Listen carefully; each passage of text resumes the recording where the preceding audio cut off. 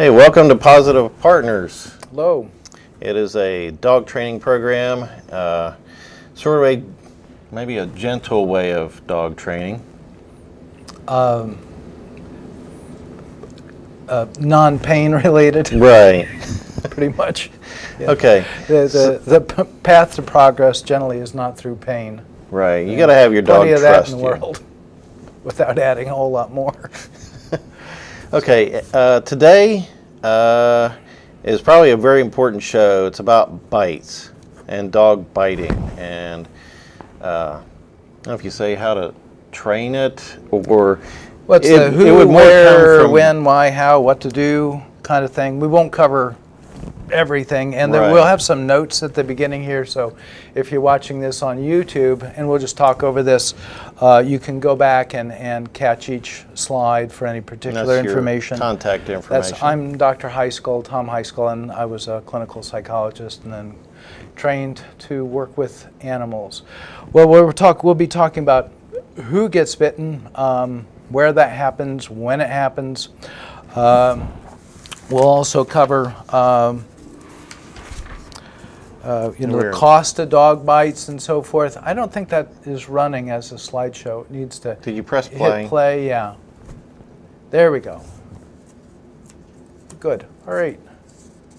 Okay, so we're on our way there. The cost. Talk about breeds, and some people say, well, some breeds are problems, and there's been breed-specific legislation. And how has that worked out?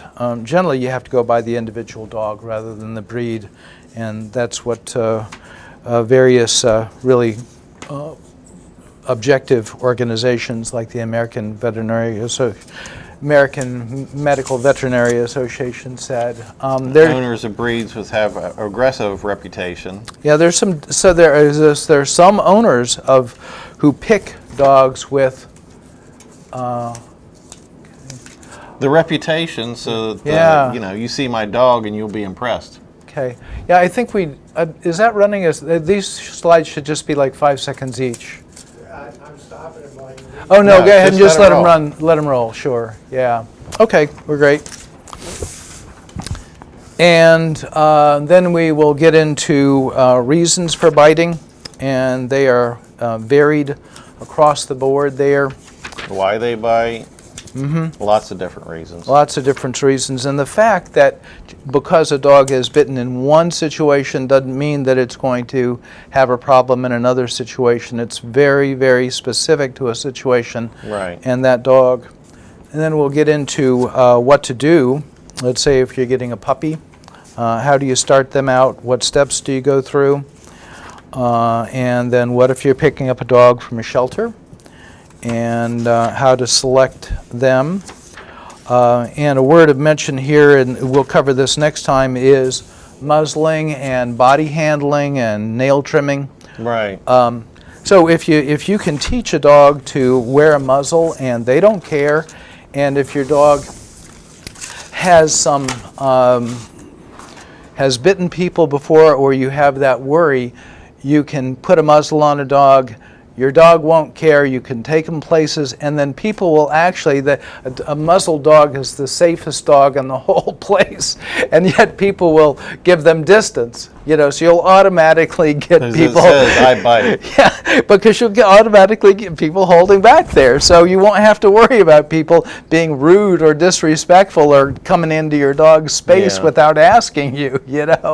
So it works both ways, and really muzzles have have an undeserved reputation and should be used a lot more.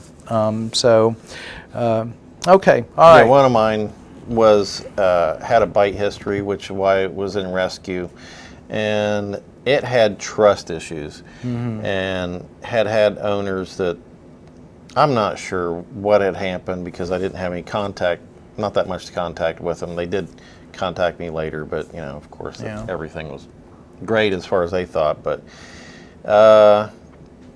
from their training, their advice that they've been given, which I'm not sure was the greatest advice in the world, he had trust issues with just people in general. A lot of times it's with guys or women or children or something, they'll target a certain thing. Yeah. But this dog just didn't. This dog had been sprayed with water in the face, and what else had happened Drugged to it? and muzzled, and I don't know what the situation was when. Some physical punishment and so forth probably went along with it. Yeah, and when you muzzled him, he probably was fighting, and it was a confrontation or something. Well, yeah, I mean, So- if you're going to muzzle the dog, then you keep him in a safe situation rather than saying, "Hey, look, I'm going to put you in danger," and then keep you from having any of your defenses. Then you've made the dog more anxious. So Right. when you have a muzzle on them, you keep them in situations where they are safe. You don't take them around aggressive dogs or places where they're trapped and scared and all that. And you did everything you could possibly do for that dog. And you mentioned that dog, when a dog growls or shows stress signals, Yeah, there are rather certain than signals that they put out before they actually attack or bite, and you have to learn some of these and go onto YouTube and look up some of these things. You know, dogs generally don't want to bite unless they've been trained to be fighters, but you know they'll growl. You know, their ears will be backwards or. yeah, they'll it goes on a drooling little bit. progression, right? Yeah, and by the time they're doing that, they're pretty worked up. So the first thing they might do is they'll look away, or they will be more alert. Their ears will be forward. And don't look at that dog that's looking away, and that's a confrontation. Yeah. To a yeah. dog is a to dog's stare trying to at him. avoid the situation there. Don't try to stare him down. Right. You know, let him back up. And then the one thing that my dog would do is he would, for 1 second, be still. The tail would stop, yeah, and he and would he freeze. would freeze, and then Yeah. bam. That's what precedes that. If you see a freeze, you have Stop. 1 hot second to avoid a bite. Right. If you see a freeze, calm down, give a little space, back up, don't push into the dog. Give the dog a little space there, because the next thing that's going to happen is a bite. Okay, so we'll get into the whys and so forth. Let's talk a little bit about who gets bitten, how often. About 4.5 million Americans are bitten by dogs every year, usually by dogs that are familiar. These are family dogs that are in the neighborhood. About 800,000 people seek medical care for a bite, and that's about 1 out of every 5 bites. Is And when they bad do, enough when to- you do get medical care, when you go to the hospital, then the hospital is obligated to report it. Right, And then yeah. your dog is under observation and For rabies, right? They're like the 10 days. For the first concern they have is making sure that someone's not been infected with rabies. So you have Right. to keep your dog out of the public. You have to have the dog monitored and so forth, and you have to take the dog in to the vet to make sure that they're healthy. Half of those who are bitten are children between the ages 5 and 9. Often these are boys. So about the time you're feeling like, oh, the child's old enough, they've been around, they can just all play in the yard together and all that sort of stuff, that may be fine for your dog and your child. Yeah, They I know how to knew- get along with one another.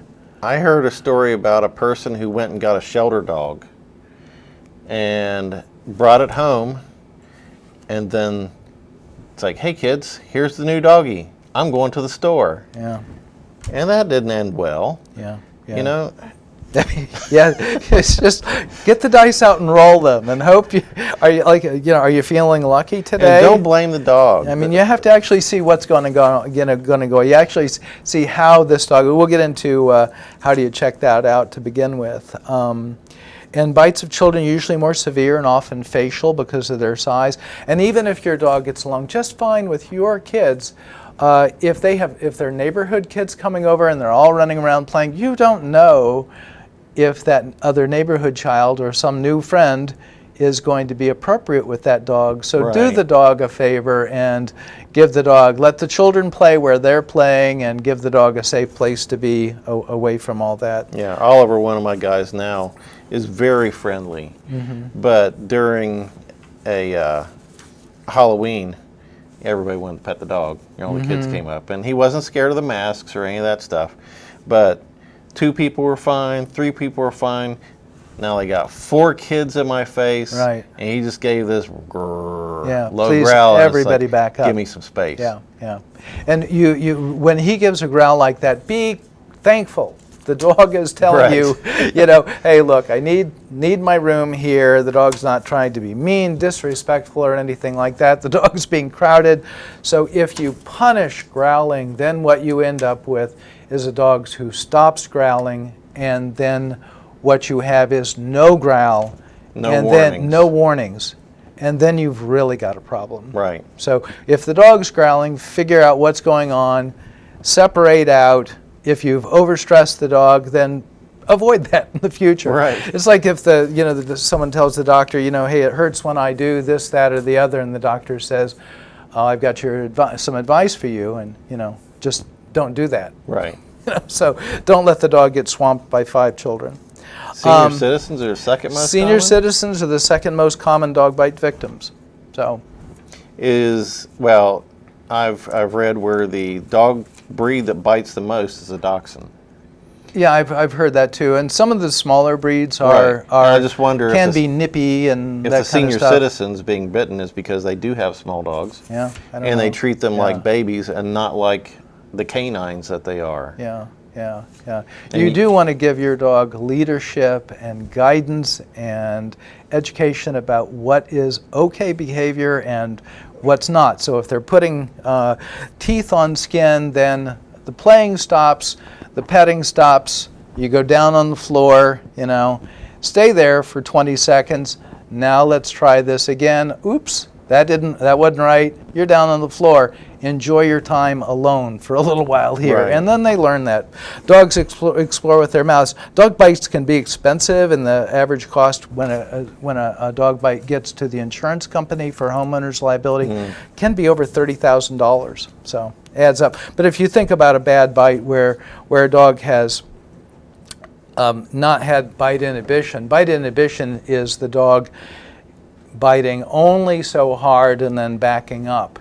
And dogs who haven't learned to do that, or who are biting in a very aggressive, meaning to harm, There's a cause nip. damage. There's a nip, and yeah. then They're air snaps. yeah, and then there's the other extreme where they grab and then shake. Right, and that's at the extreme. That's the actual intending to cause I wanna physical rip your damage. arm off. Right, yeah. And past a certain point, if a dog nips, that's probably a behavior that you can turn the corner on. Mm-hmm. If a dog sinks 3 or 4 teeth in, to a depth of a half an inch or so, that's a pretty aggressive behavior. And at that point, the time for do-it-yourself is past. You really want to be talking to an animal behaviorist, like at the Ohio State University program. Megan Herron is the animal behaviorist there, and she's one of the few in the state. There's another one in Columbus, and there's somebody down in Kentucky as well. If you're talking with a dog trainer, you want them to be extremely familiar with treating aggression, and you want someone to treat aggression by knowing how to assess it and knowing how to manage it. The first priority is management. This isn't a problem once a dog has become a practiced biter. This isn't a problem that is cured. It is managed and moderated, but once a dog has that behavior, they know that behavior, and that behavior is always in the deck. It is always a possibility. We talk about breeds, and there are breeds that people say, oh, this breed is a really bad breed, don't get it, they're bred to fight and so forth. Now, what we do know is large breeds cause more dangerous bites, obviously, because they have bigger jaws, stronger jaws. Right. That's unfair, because I think more big dogs get put down for biting because they do the damage. And Right. I'm a big dog owner. Right. And I just don't like it. Yeah. The little guys get away with so much, Yeah. but my guy would bite one, and that's done. Yeah. He's done. And for our dogs, it's up to us to work with them and teach them how how to interact with human beings, without biting. And it's a good thing for people to teach their children and other people how to interact with their dogs. Definitely. Teach your children. Don't think a dog is not going to bite. They're not ever. Yeah, they're not stuffed toys. They have feelings. Right. The kids are pulling on their legs and their ears and their tail and poking them in the face and there are some hugging. dogs with little. They should have angel wings on, and they will put up with everything. And God bless them, But don't count on your dog being that way, and don't ask him to put up with I would endless treat the kid provocation. probably like that. It's like, hey, do you like that? Stop. You have a point there. And dogs don't like hugs. Yeah, they really don't. They'll give a sort of a pained look, but generally they don't like it. That's why my dogs, if they like you, they just lean into you. That's their hug. That's their hug. Yeah, it's a lean. Breed-specific bans have failed to reduce dog bites. Where's my camera? I'm there. Yeah. Hello. It's like I can't figure out which camera to look at. All right, anyway, breed-specific bans haven't worked. They haven't reduced dog bites. In Italy, they took it as far as they could, and they ended up banning 90 different dogs before they had to finally give up. It just does not work. It is the individual dog. It is the individual owner. Right. Okay. Some dogs, like you say, they're kind of seem not to be apt to bite so much, but all dogs can bite. Neutering dogs particularly helps them from getting in fights with other dogs. Okay. There are some differences with owners of dogs who have a high-risk reputation. I'm not saying they're high-risk dogs. Right. It's that person that may be insecure with their manhood, or they may feel afraid of. I got to have the guard dog. I got to have this big, rough, tough-looking dog to intimidate my friends or the people down the block. Yeah. And dogs pick up on kind of what's expected of them. Right. And so there's a smaller group. I know people who have pit bulls, and they are very happy with how loving their animals are, how good they are with kids. And there's a veterinarian a vet behaviorist, Ian Dunbar, who said that these are really good dogs with kids when they're properly socialized, because they have pretty high pain tolerance, and they really are very patient with kids. Yeah, I read a list where it was like the top 10 most affectionate dogs, and pit bull was on there. Yeah. On the other hand, the dogs who inflict the most severe bites, in the end, when they do bite, pits are up there, as any dog with a large jaw, powerful jaw. Right. German Shepherd dogs also can be up there with how severe their bites can be. Some owners who gravitate, and I'm not saying everybody at all, it's a minority, but some owners who gravitate to dogs with high-risk reputations are people who have attitudes. They like aggression. They have a history of criminal convictions and behavior. They're more impulsive. They're more anxious, irritable people. They're kind of make a lot of excuses for behavior. They're not as sociable as other people. They're more accepting of animal maltreatment. They're less likely to take their puppies to puppy socialization. They're more likely to use physical punishment with their dogs, even though they may spend time, they like their dogs. They spend time playing with them, but their orientation is punishment. And for about 20% of dogs, people who emphasize a punishment, infliction of pain approach are going to elicit aggressive behavior in about 25% of dogs.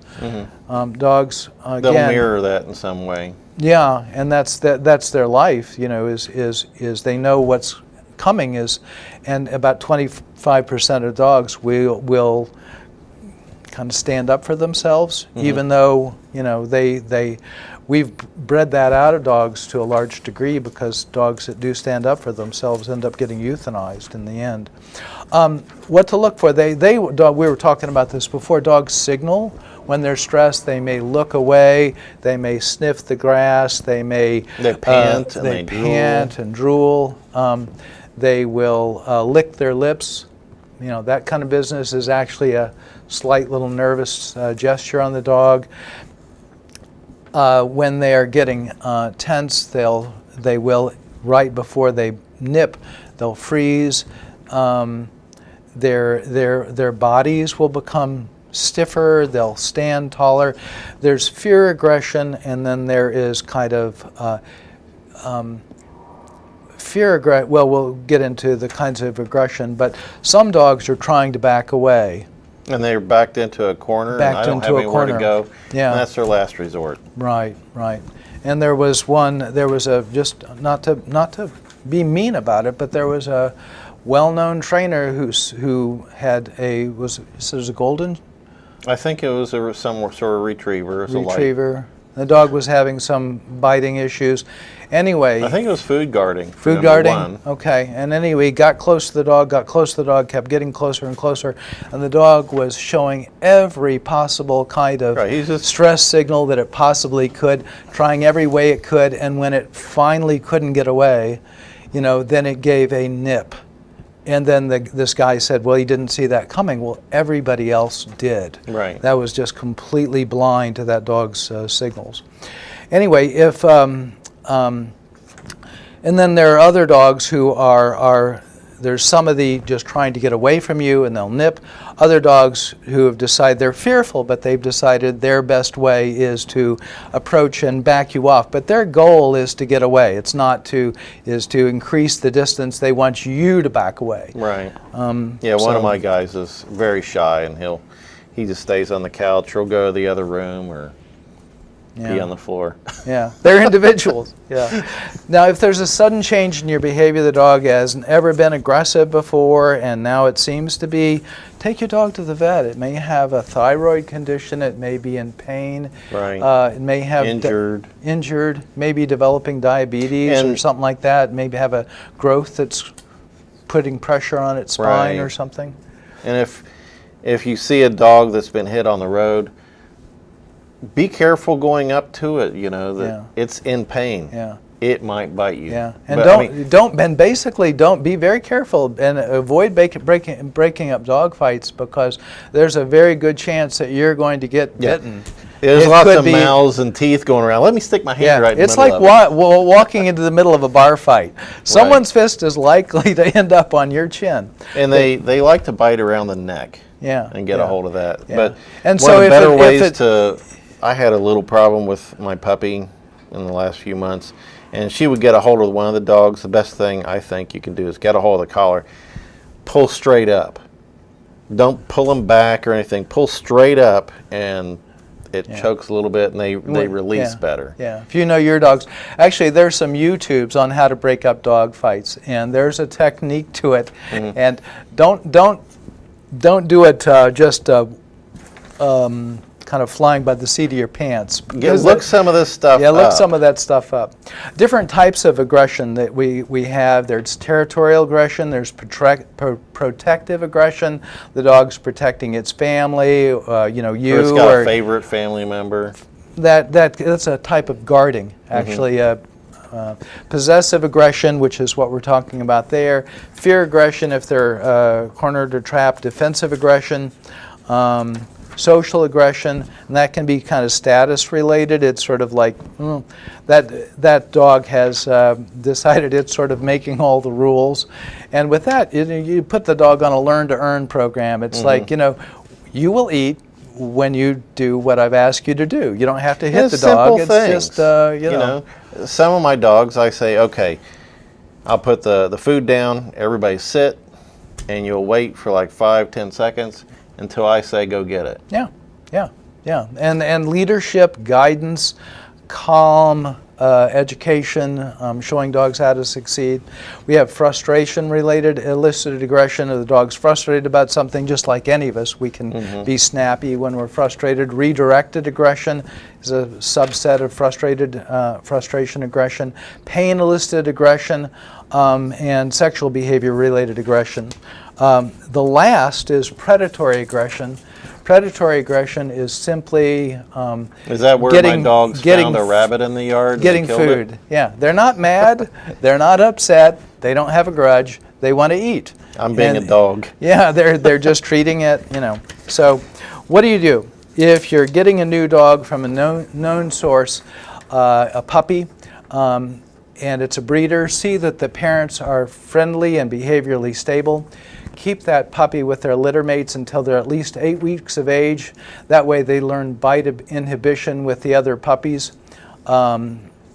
The 'Cause other that little puppies fighting will and yip. biting Oh, that's is what they do useful. all the time, yeah. And one of them goes too far and they nip and yip, and they learn to do that. Take them to puppy socialization classes so they get used to people of all kinds of different experiences. Pay attention to their stress signals. Use success and reward teaching methods. Get them comfortable with body handling. Get them comfortable with people approaching their food by them, feed them out of their, hand feed them their food. Have them wait until they get their food. Have them learn that when you're approaching their food bowl, you're going to put more food in, or if you take it up, you're going to put it back down, so they're comfortable with that.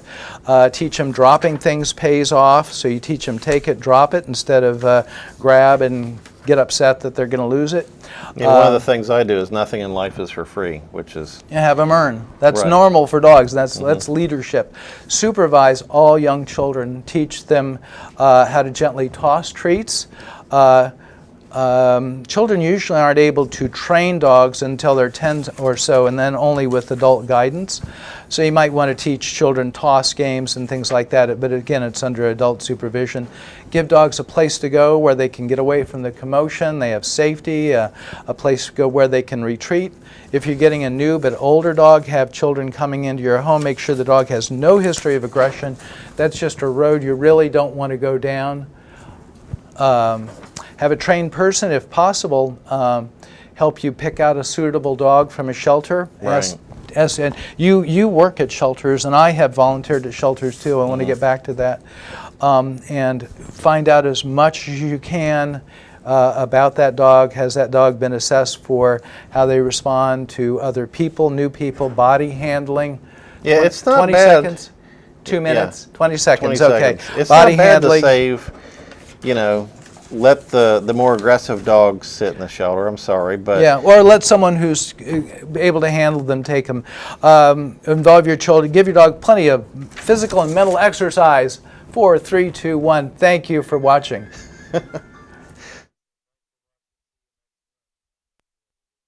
We're going to do muzzles. okay, Yeah. sounds good. We may do a little bit of this.